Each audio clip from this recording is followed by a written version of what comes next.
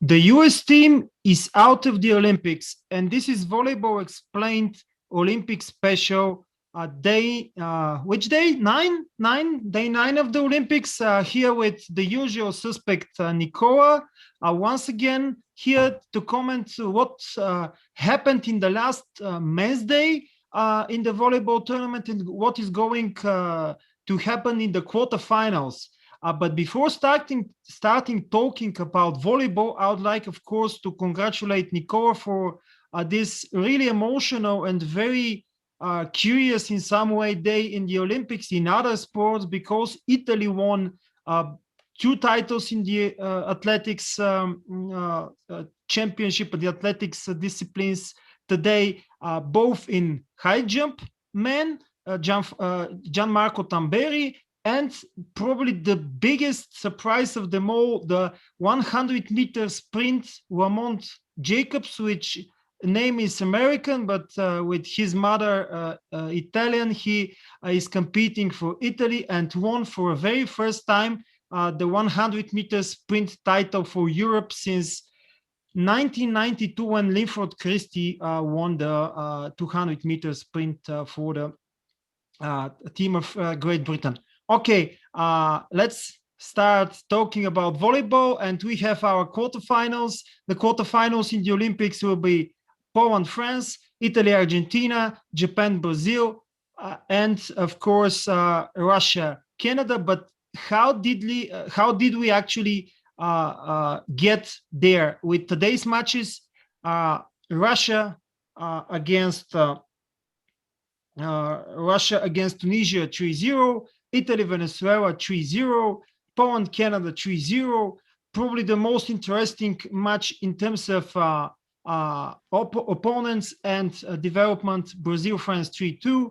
Japan, Iran, actually the first direct battle for qualification in the quarterfinals.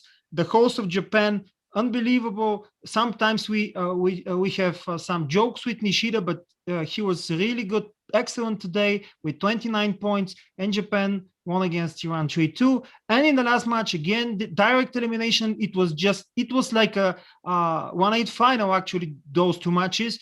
Italy against Argentina, the biggest surprise of the volleyball tournament so far. 3-0, Argentina beat without any mercy the US team, and the US team is out. Nicola, as a double Olympic champion today, I'm leaving you the choice to choose, the option to choose from which match, for the match we are going to start today. Well, I think we could pick the best first, which is, in my opinion, and probably you could all agree, probably the most entertaining game of the entire Olympics, the one between Brazil and France, which has the second set alone lasted 51 minutes and ended 39-37, which is the second highest scoring in the history of the Olympics, after the 40-30 between Italy and Argentina in Sydney 2000. It was, hopefully, because when you're not involved in this kind of match, and I mean when you're not supporting either of the teams, it was a pleasure to watch the game, especially because it was a game where, in my opinion, both teams played at a high level of volleyball. The attacking trio, Brazil, which we criticized in the past game, Leal, Wallace, and Lucarelli, all above 50%, and especially Leal with two tremendous skill at the end of the tiebreak, securing the win for Brazil.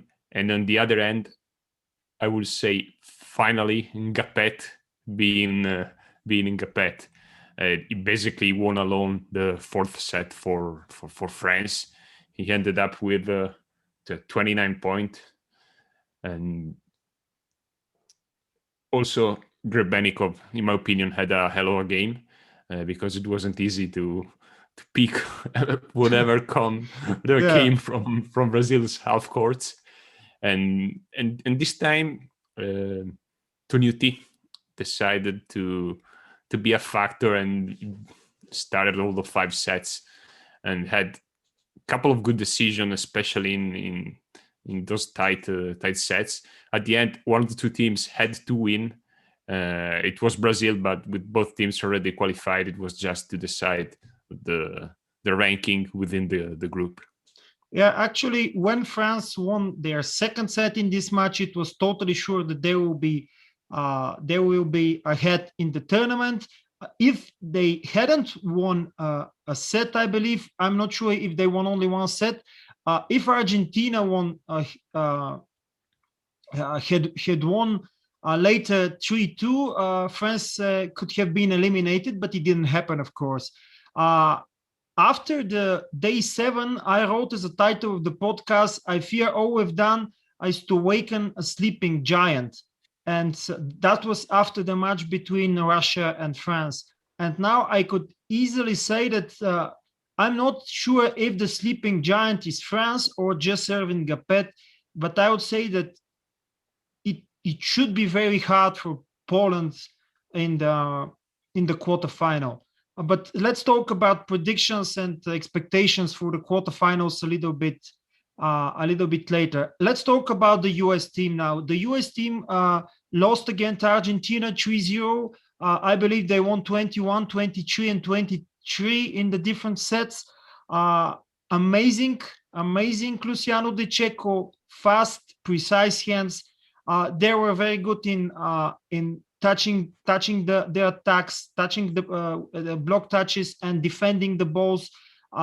But on the other side, reversely, the US team made an awful amount of errors. And I really don't understand why that happened. I mean, okay, Tor DeFalco played a great season in Vibo. Okay, probably he is not, okay, not probably, surely he is not Aaron Russell. Surely they lack a quality in their second middle blocker. David Smith is not the David Smith of before, but still, I don't remember the US team making that many errors. I don't understand this. I really don't. But their efficiency in attack is and his attack is very low. And probably I would again defend my opinion that they need a better opposite, and Anderson playing as outside hitter. Yeah, that was the point for today's game. I mean, none of the trio, Anderson, Sander, DeFalco, was consistent throughout the games. But other than that, great credit to Argentina, of course, because every time that the games seem to be a close one within the sets, Argentina showed more determination on the points that would have decided. Especially in the third set, when the US seemed to have the momentum to take the game into the fourth one. Still, Argentina find a way to turn it around, especially with its serve, and that's Conte, who scored 3, was the man. Back to the US, honestly, before, and I told you and Ronnie in our chat before the Olympics started, I thought that they would have gone through the quarterfinal, but that was it. I didn't saw them getting to the semifinal. I didn't expect them because, in my opinion, that was probably one of the weakest roster for the US in the past, at least 3 or 4 Olympic Games. The opposite, it's not that they have a lot to choose from, because Patch, in my opinion, didn't have a great season in Berlin. Hensing, still too young to start it in such a decisive game. So it's funny because what lacks the US, which is the opposite, it's exactly what Argentina found in the past months, because in the last let's say 3-4 years, Argentina didn't have reliable opposite, but Lima in the past 2 months has shown what he could do with De Cecco. Yes, De Cecco makes basically everything easier to eat, but Lima is finally being a weapon, a threat for Argentina. And that was even someone like Velasco was on the line in the Italians TV, because he's been the commentator for Italy. And so other than the great character, the great determination that Argentina has shown, they actually are a very good team.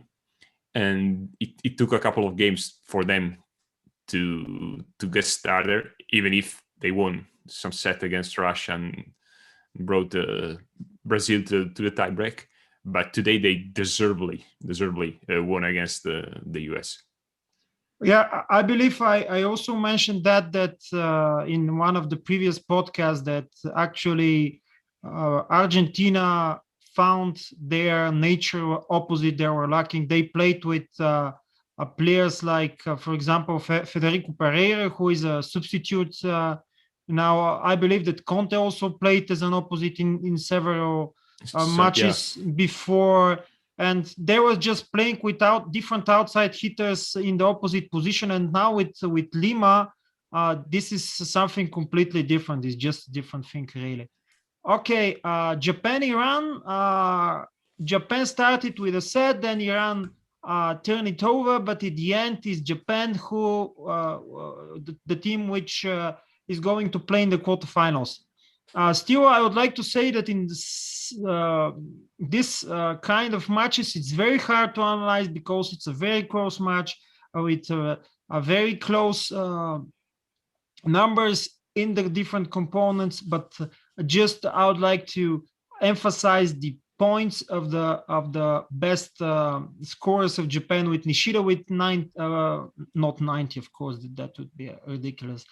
29 points, 20 points for the captain Yuki Ishikawa, and 19 for Takahashi, the new kid on the block for the team of Japan. On the other side, Salehi, the outside hitter of Iran, scored 26 and 14 points for Miwat Badipur. I would like here to mention and to congratulate our expert, Georgi Petrov, the coach of the youth team of Lokomotiv Novosibirsk, who predicted this failure of Iran in the group stage in the podcast we made in the Bulgarian version of the podcast before the start of the Olympics.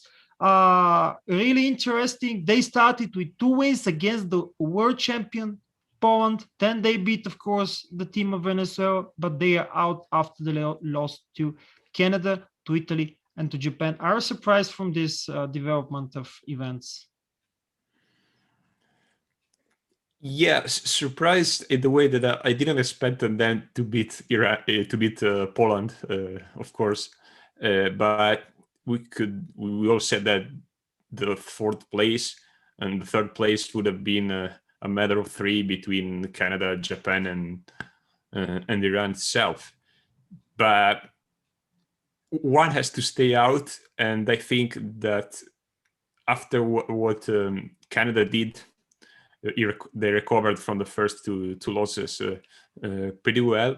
And then Japan today was the team who deserved it the most. And of course, the 30 point from Nishida, who actually attacked with a 65% for an opposite. It's a great number. And he scored 12 alone in the 3rd set, basically half of the points for his team. It's to underline once again, because it always went under the radar, where all the spotlight are on Nishida, but Yuki Ishikawa is a player, and having it in Italy for the past 3-4 years, we've seen how good is becoming. The captain scored 6 points in the tiebreak and served 4 aces and just 3 errors. So it was a threat. Amazing. And 70% of reception. So it basically was a cornerstone for the team for the entire game. Iran paid a little bit, some more errors than Japan, 6 more errors, that if you made a balance at the end, especially when they did it made the difference, but also this fact that Alekno kept alternating Gafur Academy as an opposite, try to change things, probably didn't suit Maruf's game too well, and that's a big slap for Alekno, I would say, because we talked about the problems that he could have faced in this team, especially with the game he criticized him in, and actually he was right, because Iran in the past Olympics, but also in the past international tournaments, even if they didn't went too far, they always seems to be a team as a first thing. They definitely didn't look as a team in this tournament, despite another good performance from Syed Musavi, that is one of these guys that Musavi looked for when things are not going too well. I'm not a fan of this practice. Take the best coach you can have, and put him in order to make something just for one tournament, and because of the fact that you know that he's out. This is the first thing. It's a short-term engagement for Alekno, and he knows it, and they know it. And I was almost sure that it couldn't work, probably to the quarterfinals, but not anymore. Probably they don't have the skills and the abilities to do more, but still. And the second thing is communication. I don't understand how it's normal in a team for the coach to speak in Russian and expect interpreter to translate into Persian. I don't remember Velasco speaking in Spanish. I don't remember Kovac speaking in Serbian, and I don't remember Kovakovic speaking in Serbian. I believe this is ridiculous. And if Alekno is able to speak only Russian, I don't know. I'm not trying to offend him. He's one of the best coaches in the history of the sport, and that's for sure.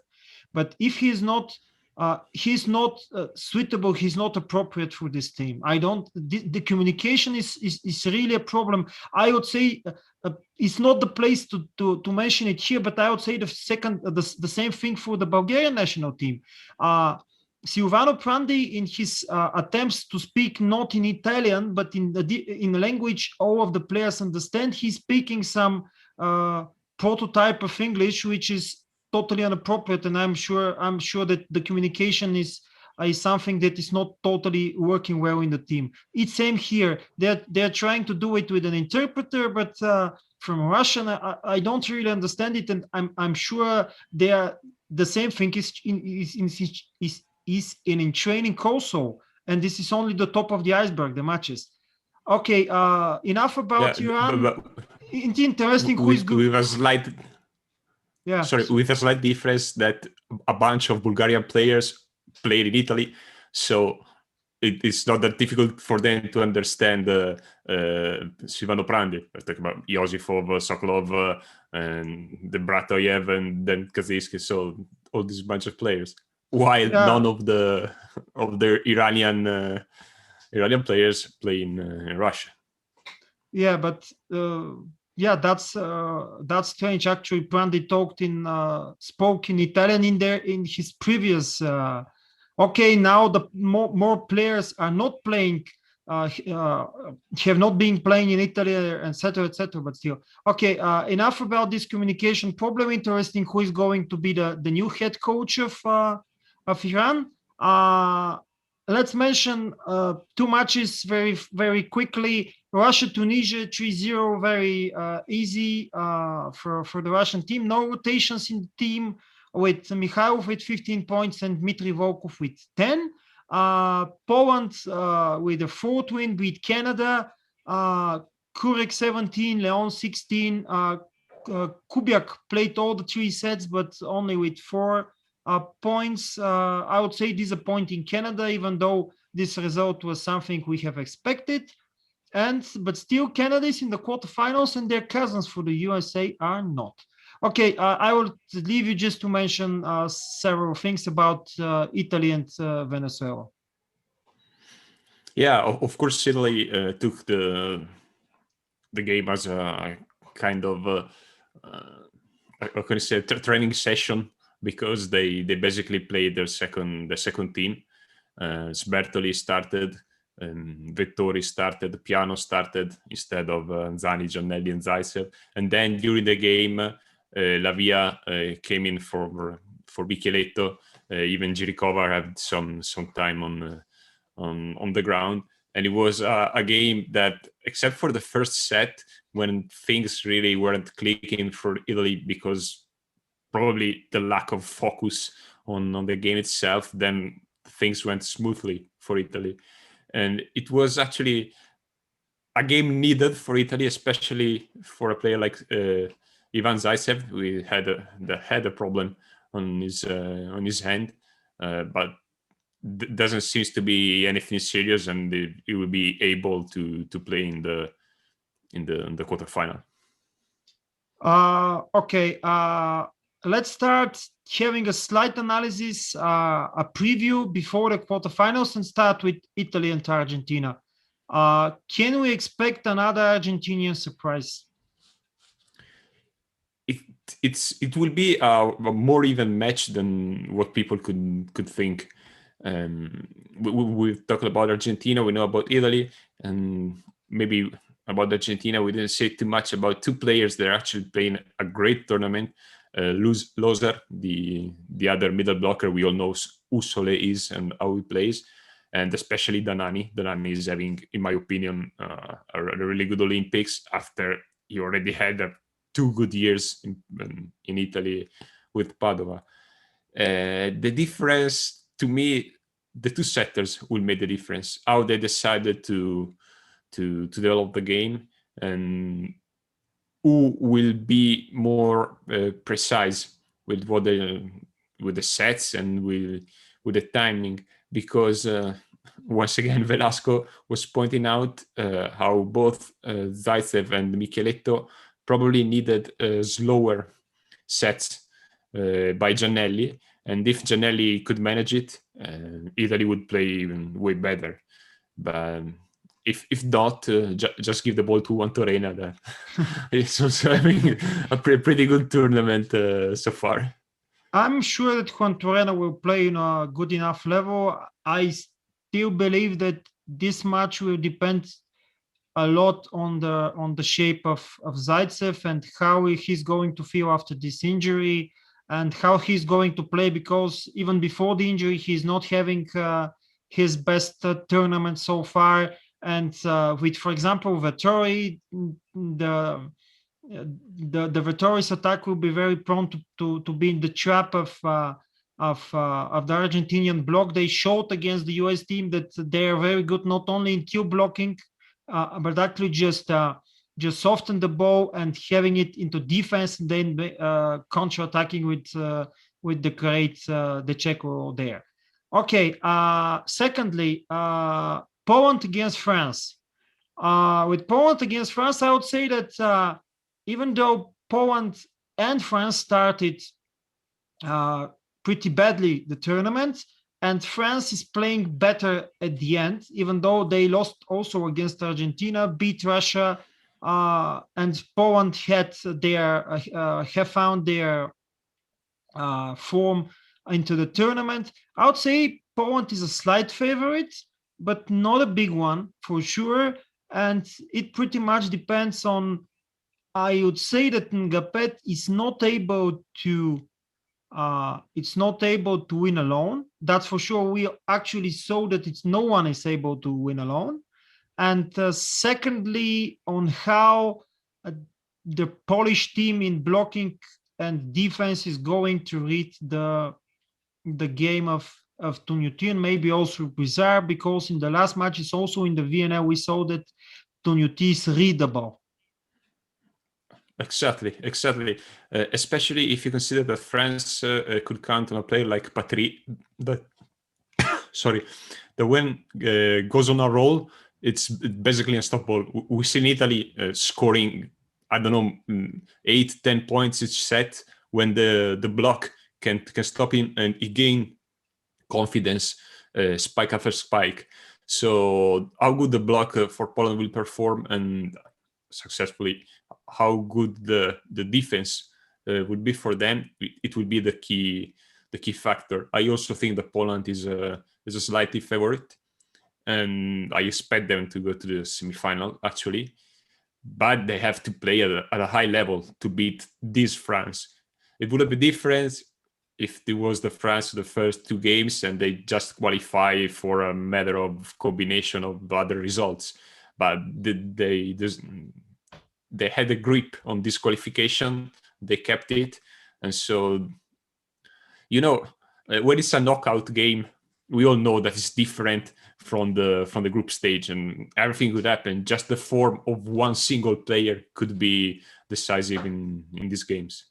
Yeah, and for example, let's say that Italy, not Italy, but USA and Argentina was like a 1-8 final. It was a very nervy game with a lot of errors, with a lot of fumbles. Let's use this American football term, because it was strange. No direct errors that much, but just balls that should have been processed better, etc., etc. Okay, actually, the winner of Poland against France will play the winner of Italy against Argentina in the semis. Okay, for me, the match in which the least is possible to have a surprise is between the teams of Russia and Canada. Russia is showing a very good form. They were just not concentrated. This match was totally meaningless for them against France, and Canada is not showing this shape which can bring them to the win against the team of Russia. I still believe that Russia would beat 3-0, or if something very extraordinary happened, one set probably for Canada, but nothing more. Yeah, I was checking the two games that Canada won. I'm pretty sure they were, against the two teams that they were being eliminated from the pool A. Yeah. So basically, they lost against every other team: Japan, Poland, and Italy. They just beat Iran and Venezuela. So I think that for the Canadian, just being the quarterfinal is a great result. Of course, they're not going to play for losing the game, but they're going to play to try to win it, or at least try to extend it as much as possible. But Russia is good favorite. Okay, the last match. The last match is between the last quarterfinals is between the teams of Japan and Brazil. Here, the ultimate favorite is the Brazilian team. The question is, can we expect something more from Japan, from Nishida, from Ishikawa, from Sekita, from Takahashi? I would say very difficult, almost impossible, but more possible than Canada against Russia. Yeah, definitely. It would be enthusiasm against experience, if you want to say like that. Because even if I don't know, Leal is the first Olympics, it's still Leal. I mean, a player who had played plenty of these games with that level of tension, and when the ball really matters. But on the other side, Japan itself, I think that the fact that there are no fans in the old, no people, no crowd, it's maybe penalizing them a little bit, especially in this kind of games, in the knockout games. Yeah. The stadium, the arena, the all, call it however you want, could have pushed them a little bit, but still, Brazil should won it, and I expect them to win it. Again, let's mention here that with something we mentioned a lot of times with Ukareli and Leao, very good against not against but on a high ball, and with this short most of the time Japanese block, it will be very hard for them to block and defend. We know what and how good the defense of the Japanese team is, but still I don't think is something surprising is going to happen in this match. So probably Brazil will face Russia again in this tournament, but this time in the semifinal.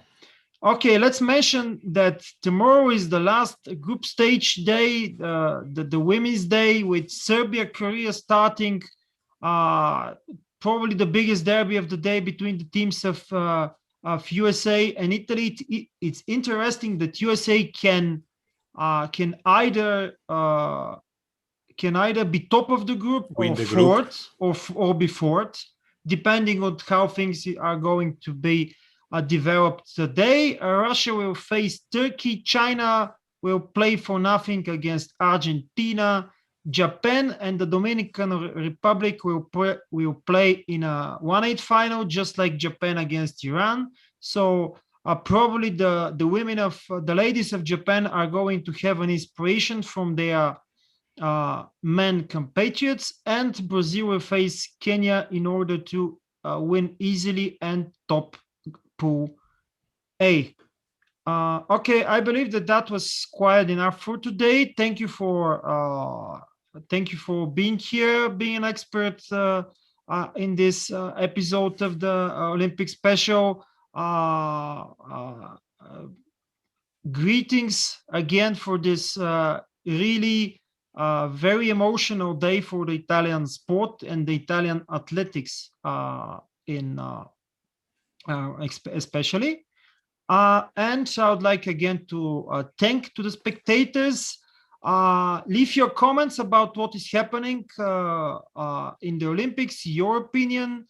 How do you think the quarterfinals in men? How do you think the quarterfinals in women after the next day, of course, because actually we don't know what the pairs will be still, but the only question mark is whether Japan or Dominican Republic will play in the quarterfinals. All the other 7 are sure. It's not just sure who will end up in which place, and on this basis form the quarterfinals. Thank you again, and see you also the next time. Bye-bye. Bye.